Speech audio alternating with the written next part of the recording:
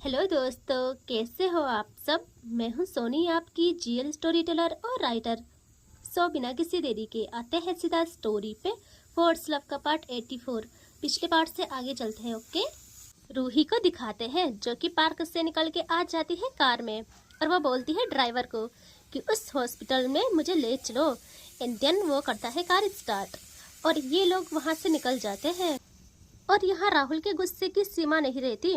वो चिल्लाता है जोर से और गुस्से में कहता है, क्या क्या ये बकवास करने के लिए यहाँ आई थी। और वो ये भी कहता है कहीं उस काव्या को ये सब बोल न दे। तभी उसके पास एक लड़का आता है। वो उससे एक फोटो दिखाता है जो कि उन दोनों की थी, राहुल और रूही की। और अभी पार्क वाली थी वो। राहुल जैसे उसे देखता है उसके फोटो में मुस्कान आ जाती है। वो कहता है गुड, बस लास्ट बार अब होगा तमाशा। एंड वो भी वहाँ से चला जाता है। और अब हमें दिखाते हैं काव्या को जो कि अपने पापा के साथ ही, वो लोग पूरा प्लान कर चुके थे। उनको कल जाना था मिस्टर चौधरी के घर। और यहाँ काव्या अपने पापा से ये सब डिस्कस कर रही थी कि तभी उसके फ़ोन पे एक नोटिफिकेशन आती है। काव्या इतना ध्यान नहीं देती, बस ऐसे ही फ़ोन को लेके ऑन करती है। और जिस चेहरे पे अभी एक कॉन्फिडेंस, एक चार्म था, उस चेहरे पे विलन वाली कर्व आ जाती है नज़र। एक सेकंड में काव्या के चेहरे के सारे रंग उड़ जाते हैं। उसकी पकड़ उस फोन पे इतनी टाइट बन जाती है मानो वो उससे हाथों में लेके चकनाचूर कर डाले। हाँ, वहाँ राहुल की भेजी हुई फोटो थी पार्क में जब वो रूही के साथ था और हंस के बात कर रहा था। जिस टाइम उसने कहा था कि भाभी जी कुछ लेंगी आप, धूप में हो, चलो ना कहीं छाँव में बैठ जाते हैं, वो वाला टाइम कैप्चर हो गया था उसमें। और काव्या के पैरों के नाखून से सर तलक, फकत उसके नस नस तक आग उतर जाती है मानो उसके गुरूर को किसी ने पार्क में खड़ा कर डाला हो। काव्या को इस तरह बेचैन उसके पापा ने पहली बार देखा था। वो कहते, काव्या क्या हुआ, सब ठीक है ना। और काव्या कुछ जवाब नहीं देती, मानो किसी ने काव्या को पत्थर बना डाला हो। वो बस ऐसे ही रह जाती है। काव्या के पापा टेंशन में आ जाते हैं। वो जल्दी से काव्या के हाथ पे हाथ रख के कहते हैं, बेटा क्या हुआ, बोलो तो। और इस टच से काव्या सेंस में आती है। वो एकदम खड़ी उठ जाती है। अभी उसके पास कोई शब्द नहीं रहते, वो बोले क्या। काव्या एक सेकंड नहीं गंवाती और गुस्से में टेबल में रखी अपनी कार की कीज उठाती है और वहां से निकलते हुए कहती है, पापा मैं घर जा रही हूँ। और वो वहां से निकल के अपनी कार में बैठती है और स्टीयरिंग पे हाथ जमाए गियर मारती है। और अब तूफान बन के आती है घर की तरफ। उसके मन में वो फोटो और उसके साथ का मैसेज घूमने लगता है जिसमें लिखा था, तुम्हारी रूही के साथ फर्स्ट पावरफुल मीटिंग। और काव्या का दिमाग खराब, उसका एंगर उसके बस में नहीं रहता। वो आने लगती है घर की तरफ। और यहाँ दिखाते हैं रूही को अब, जो कि पहुंच गई थी हॉस्पिटल के पार्किंग एरिया में। वहाँ उसकी कार रुकती है। ड्राइवर रूही को कहता है, मैम आप यहाँ। तो रूही कहती है, आप यहीं रहिए, मुझे बस कुछ टाइम का काम है, मैं तुरंत आती हूँ। ओके। वो कहते हैं, मैम मैं भी आऊँ, आप अकेले कैसे जाओगी, बड़ी मैम मुझे डांटेंगी, आपके साथ कोई है भी नहीं। रूही कहती है, मैं हूँ ना, कोई आपको कुछ नहीं डांटेगा। और वह कार से उतर जाती है और अब बढ़ती है वो हॉस्पिटल के अंदर की तरफ। और फिर आज जाती है अंदर। उसका दिल काबू में नहीं था, वो सारी बेचैनियों से घिरा था। वो बस प्रे कर रही थी कि भगवान जी सब झूठ निकल जाए, बस सब झूठ निकल जाए या कुछ भी हो, मुझे इन सब की सजा मिल जाए, बट इनको कोई कुछ ना कर डाले, कुछ भी ना कर पाए। और वो आ जाती है रिसेप्शन पे। वहाँ एक लड़की के पास आके कहती है कि सुनिए। वो कहती है, जी मैम। तो वो कहती है, त्रिशा चौधरी इसी हॉस्पिटल की पेशेंट है ना, तो क्या आप बताएंगी वो किस रूम में है। यहाँ उनको सब जानते थे, वो भी अच्छी फैमिली से थी, तो वो भी उनको बता देती है रूम नंबर। रूही अपने दिल पे हाथ रख के उससे पूछती है, क्या आप मुझे बता सकती हैं कि उनको क्या हुआ है। वो कहती है, मैम आप उनसे मिलने आए हो, आपको ही नहीं पता क्या। रूही कहती है, प्लीज़ बता दीजिए ना। तो वो कहती है, मैम हम किसी भी पेशेंट के बारे में जानकारी नहीं दे सकते हैं। और रूही जल्दी से अपने पर्स से कुछ पैसे निकाल के उसके डेस्क पे रख देती है। और पैसे इतने थे कि वो खुद को रोक नहीं पाती। वो जल्दी से उन्हें साइड कर किसी नर्स को बुलाती है और रूही के सामने कहती है, देखो उस रूम के पेशेंट को तुम देखती हो ना, सो उनको क्या हुआ था मैम को बता दो। वो कहती है, लेकिन तभी वो लड़की उससे पैसे दिखाती है। देन वो भी उगलना करती है स्टार्ट। वो कहती है, 5 साल पहले उनके साथ हादसा हुआ था, तब से वो उस लम्हे में कैद हो गई है, बस सांसें ले रही है और वो चीज़ें सब कुछ बताती है। और रूही के कानों को वो चीज़ें वो शब्द चुप जाते हैं। यही सुन के खौफ में आ जाती है वो कि ये बात सच हो गई कि त्रिशा हॉस्पिटल में है और उसके साथ गलत हुआ। बट काव्या का नाम अभी कहीं नहीं आया था। वो कहती, भगवान जी आगे आप संभाल लेना बस। और वो भी आ जाती है उस रूम की तरफ। उसके कदम ज़्यादा भारी हो रहे थे, सांसें तेज। जैसे जैसे वो रूम की तरफ आ रही थी वैसे वैसे। और फिर फाइनली वो पहुंच जाती है रूम के बाहर। उसके अंदर जाने की बहुत बेचैनी थी। उसकी बेचैनी कम होने का नाम ही नहीं ले रही थी। और इस वक्त उसके हाथ कांप उठते हैं जब वो उस डोर पे हाथ रखती है। उसने सिर्फ हाथ रखा था कि तभी कोई उसे आवाज़ लगाता है, हेलो कौन हो आप? और रूही के हाथ डोर पे ही रह जाते हैं। उसकी आंखें बड़ी बड़ी हो जाती हैं। वो बहुत टाइम के बाद अपनी नजरें ले जाती है साइड में और वहाँ था डॉक्टर। और रूही खुद का काम करती है। तभी वो अगेन कहता है, कौन हो आप और यहाँ? रूही जल्दी से कहते, मैं रूही। और वो कहता है, ओके बट आप यहाँ क्या कर रहे हो? एंड इस रूम में जाने की इजाज़त किसी को नहीं है सिवाय फैमिली मेम्बर के अलावा। और रूही की हालत ख़राब कि वो क्या जवाब दे। रूही फिर भी डॉक्टर के सामने खुद को ऐसे दिखाती है जैसे उसे कुछ फर्क ही न पड़ा हो। वो कहती है, मैं इनकी दोस्त, सिर्फ इनसे मिलने आई हूँ। रूही दिखने में और उसके लहजे से ही डॉक्टर समझ जाता है कि कोई बड़ी हस्ती है। वो कहता है, मानते हैं आप दोस्त होंगे बट हमें हमें इस चीज़ की इजाज़त नहीं है। हम आपको ऐसे इजाज़त नहीं दे सकते अंदर जाने की। आपको वैसे भी हमने पहली बार देखा है। रूही कहती है, देखिए प्लीज मेरा इनसे मिलना बहुत ज़रूरी है प्लीज। डॉक्टर कहता है, देखिए इनके घर वाले आने वाले होंगे, आप उनसे इजाज़त ले सकती है। रूही कहती है, देखिए आप समझिए प्लीज। डॉक्टर रूही के आंखों में ठहरा समुंदर देख लेता है। वो विश्वास कर लेता है रूही पे और विवश होकर कहता है, ओके बट आप अकेले नहीं जा सकते, मुझे भी आना होगा। तो रूही क्या ही करती है, वो हमें सर हिला लेती है। एंड अब डॉक्टर डोर करता है ओपन और रूही आ जाती है रूम के अंदर। और उसकी नज़र पड़ती है एक लड़की पे, हॉस्पिटल के बेड में लेटी हुई। वो लड़की जिसका फूल सा चेहरा लगभग मुरझा चुका था, आंखें खुली और आंखों में ऐसा दर्द जिसको एक नज़र देखने भर से सामने वाले का कलेजा फट जाए। रूही के कदम बहुत धीरे धीरे उस बेड की तरफ बढ़ते हैं। रूही के मन में बस यही कि भगवान जी आज कुछ चमत्कार कर देना, मेरी सारी नेकी का फल आज मेरी झोली में डाल देना, ये किसी भी हाल में सच ना हो। और उस लड़की को देख के रूही, जिसका दिल बहुत ज़्यादा नाजुक है, उसके दिल में पहला घाव लग जाता है।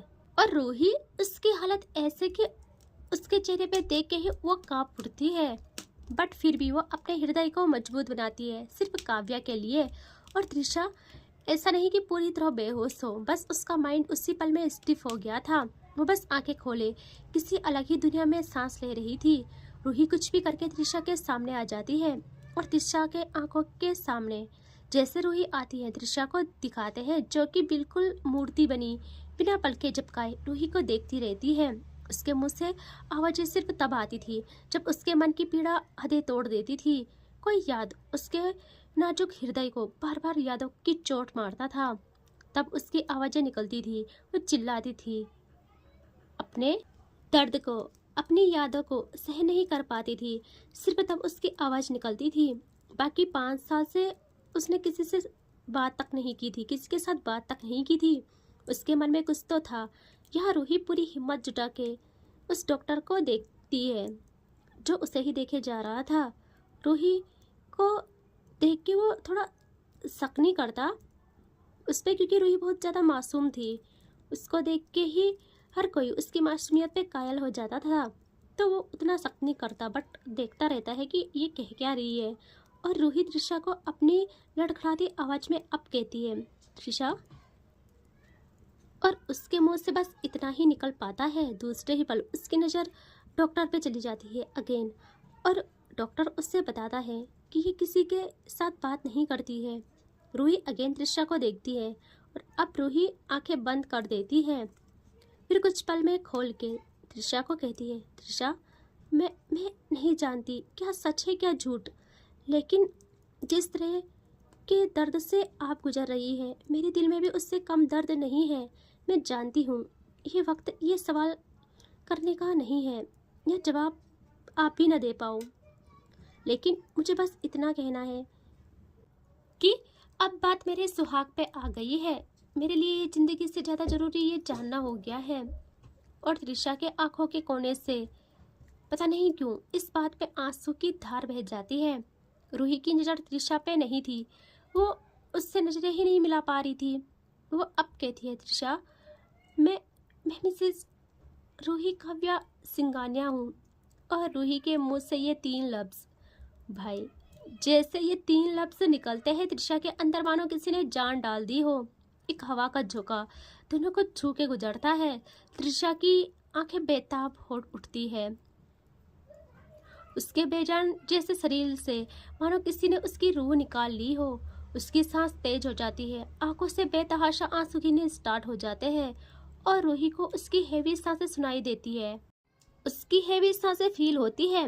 वो घबरा के देखती है त्रिशा को और त्रिशा के शरीर में एक अलग एनर्जी ने जन्म ले लिया था। वो खुद को कंट्रोल नहीं कर पाती। उसके लबों से बरसों बाद कोई लफ्ज़ निकलता है।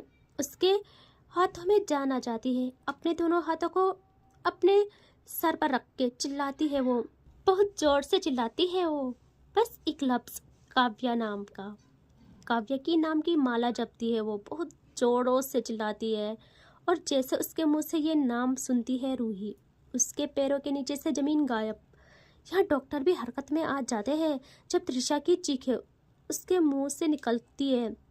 जब उसके मुंह से सिर्फ एक लफ्ज़ निकलता है, काव्या का नाम, वो काव्या को ऐसे पुकारती है जैसे काव्या के अलावा उसने कभी ज़िंदगी में कोई नाम सुना ही ना हो। वो चीखती है, चिल्लाती है, खुद को नोचने लगती है और डॉक्टर और स्टाफ भागते हुए त्रिशा को कंट्रोल करने लगते हैं। जब त्रिशा आउट ऑफ कंट्रोल हो रही थी, डॉक्टर के पास कोई ऑप्शन ही बचता। वो जल्दी से त्रिशा को इंजेक्शन लगा के सुला लेते हैं और यहाँ सबकी जान हलक तक आ गई थी। डॉक्टर रूही को घूरता है और कहता है, ये क्या कर दिया आपने। यहाँ रूही, जिसके पास शब्द ही नहीं बचे थे, शब्द ही खत्म हो चुके थे, जिसकी दुनिया ये देख के रुक जैसे गई थी, वो क्या ही जवाब देती। वो वहीं दीवार से लग जाती है। उसके आंखों का पानी सूख जाता है। कुछ पल तो डॉक्टर ये डर जाते हैं कि इन्हें क्या हुआ अब। और डॉक्टर जल्दी से कॉल करता है त्रिशा के पापा को और रूही जल्दी से सेंस में आती है। वो खुद को संभालती है। अब उसके सब्र की हद हो गई थी। वो उस रूम से बाहर निकलती है। उसके मन में बस त्रिशा की चलती चीखें गूंजती है और वो बाहर आ जाती है हॉस्पिटल से। ड्राइवर जैसे रूही को देखता है, वो भी थोड़ा डर जाता है, जल्दी से डोर ओपन करता है और रूही वहाँ बैठ जाती है और ये लोग घर आने लगते हैं। अब यहाँ कुछ टाइम के बाद रूही घर आ जाती है। वह कार से उतर के बढ़ती है घर के अंदर और आज उसकी किस्मत अच्छी थी, उसे हॉल में कोई नहीं मिलता। घर में कदम रखते ही उसे काव्या का ख्याल आ जाता है कि कहीं काव्या घर तो नहीं आ गई। और वो आ जाती है रूम में अपने और जैसे वो डोर ओपन करती है उसको लगता है एक झटका, क्योंकि वहाँ काव्या पहले से थी और रूही के हाथ पैर ठंडे पड़ जाते हैं। उसे पता था, काव्या को पता चल गया होगा कि मैं घर पे नहीं हूँ और उससे काव्या का गुस्सा भी पता था कि वो अब गुस्सा रूही पे उतारेगी और किस कदर उतारेगी रूही बखूबी जानती थी। वो अपने कदम डरते हुए अंदर ले ही लेती है और काव्या बेड में बैठी अपने हाथों को बेड में टिकाए नजरें सिर्फ फर्श पे रखती है। यहाँ रूही काव्या के पास आके कुछ कहती नहीं, वो बस कुछ करने वाली थी कि अगेन उसके मन में त्रिशा का ख्याल आता है। त्रिशा का वो काव्या का नाम लेके बिलखना याद आ जाता है। वो जल्दी से वहाँ से अलग जाने लगती है कि तभी उसकी कलाई पे काव्या की पकड़ बन जाती है। रूही उस टच से मुड़ती है पीछे और दोनों का होता है आई कांटेक्ट। आज काव्या का हाल मैं समझा नहीं सकती। आज उसके चेहरे की परेशानी और गुस्सा उसके दिल के अलावा कोई नहीं समझ सकता है, कोई नहीं समझता। और काव्या रूही की आंखों में देख के कहती है, रूही तुम कहाँ थी। और रूही काव्या को कहती है, मैं बाहर गई थी।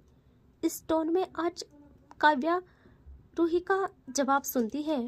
पहली बार उसको आज ये लहजा चुभ जाता है और रूही की कलाई पे धीरे धीरे काव्या की पकड़ ढीली पड़ जाती है और रूही की नज़र काव्या पे अटक जाती है और काव्या कुछ कहती नहीं। इसके बाद वो रूही का हाथ छोड़ देती है और रूही हैरान होके देखती है काव्या को कि ये कैसे कर सकती हो आप। और काव्या अब रूही पे देखती तक नहीं, वो वहाँ से बाहर निकल जाती है और रूही वहीं पर खड़ी रह जाती है। बस आज ना लफ्ज़ों की टकरार होती है, ना काव्या अपना गुस्सा रूही पे रखती है। अब वो कुछ नहीं कहती और ये वाली टकरार इंसान को तोड़ देती है अंदर से ही। रूही को एक धक्का जैसा लगता है, वो खुद को संभाल नहीं पाती और वो वहीं बेड में बैठ जाती है। वो अपने बालों को नोचती है, तड़पती है, उसका दिल उसके बस में नहीं रहता। और फिर उसे काव्या का ख्याल आ जाता है कि कि ऐसे कैसे आप जा सकते हो, मुझे कुछ बोला क्यों नहीं। यहाँ काव्या को दिखाते हैं जो कि गुस्से में आती है राहुल के रूम की तरफ, और वहीं से तन्वी आ रही थी कॉरिडोर से, और वो देखती है काव्या को, मानो आज, और काव्या ऐसी मानो आज उसे कुछ दिखाई न दे रहा हो। तन्वी जैसे काव्या को देखती है उसके कदम रुक जाते हैं। काव्या का ऐसा रूप कब आता था तन्वी को अच्छे से पता था। और काव्या गुस्से में राहुल के रूम की तरफ आके उस डोर को एक लात मार के खोल डालती है, जिसकी आवाज़ से तन्वी हिल जाती है। वो भाग के काव्या के पास आके कहती है, क्या क्या हो गया तुम्हें, ये जानवरों वाला रूप क्यों रख लिया है आज। और काव्या गुस्से में अंदर देखती है, वहाँ कोई नहीं था, कोई भी नहीं। और काव्या आज लफ्ज़ नहीं निकालती, वो वहाँ से अगेन बाहर आने लगती है। और तन्वी जल्दी से काव्या का हाथ पकड़ लेती है। काव्या गुस्से में अपने हाथ को देखती है और तन्वी कहती है, क्या हो गया, हाँ बताएगी कुछ। और इसके रूम में क्या कर रही है, फिर से इसने कुछ किया क्या। काव्या बहुत तेज अपना हाथ तन्वी से झटक के कहती है, मैं बुरी हूँ, बहुत बुरी। मैं इतनी बुरी हूँ कि मैं प्यार में और दोस्ती में कुछ भी डिजर्व नहीं करती हूँ, कुछ भी नहीं। अब मुझसे दूर रह लेना, तेरा प्यार छीना है ना मैंने, सोई हूँ तेरे प्यार के साथ। हाँ किया है मैंने सब किया है, सब कुछ। अब बोल क्या करेगी मेरा, तुम सब क्या कर डालोगे मेरा। जो उखाड़ सकते हो उखाड़ो, सारी गलती मैंने की है। और तन्वी गुस्से में काव्या पे एक स्लैप करने वाली होती है कि दूसरे ही पल अपने हाथ रोक देती है, अपना हाथ पीछे खींच लेती है। और काव्या ने ये सब गुस्से में बोला था, गुस्से में वो जितना हर्ट हुई थी वो सबको करना चाहती थी। वो चाहती थी सब उससे नफरत करे, सिर्फ नफरत। वो कहती, क्या हुआ, बहुत हिम्मत है तुझ में, हिट मी, कमान, मार मुझे, बट याद रखना तेरे हाथ को मेरी गाल तक आने में इस वक्त हमारी दोस्ती बीच में नहीं आएगी। मुझसे दूर रहना, अब से तुम सब लोग मुझसे दूर रहना। और वो तन्वी से हाथ झटक के वहाँ से चली आती है बाहर। यहाँ काव्या गुस्से में घर से बाहर निकल जाती है और तन्वी को ये बात लग जाती है, उसे पता था काव्या ऐसे तो कभी नहीं करती। और काव्या को वो काव्या से ज़्यादा जानती थी, बस रिया के मामले में प्यार की पट्टी बन जाती थी उसके आंखों में। और तन्वी भी काव्या के पीछे आ जाती है और काव्या घर से कहीं निकल जाती है, कहीं चली जाती है इतनी स्पीड में कि तन्वी जब तक बाहर आती उससे काव्या मिलती ही नहीं। और यहाँ रूही काव्या का वेट करती रहती है कि कब काव्या आए, बट काव्या नहीं आती। रूही के मन में दो चीज़ें चलती है, त्रिशा का काव्या के नाम पे बिलखना, रोना, पागल होना, और काव्या का आज रूही को कुछ ना कहना। और ऐसे ही रात हो जाती है, काव्या का कोई अता पता नहीं होता। रूही का गुस्सा, उसका दर्द सब एक पल के लिए गायब हो जाता है। वो डर जाती है, उसने कभी काव्या को ऐसे नहीं देखा था और काव्या ने कभी ऐसा नहीं किया था।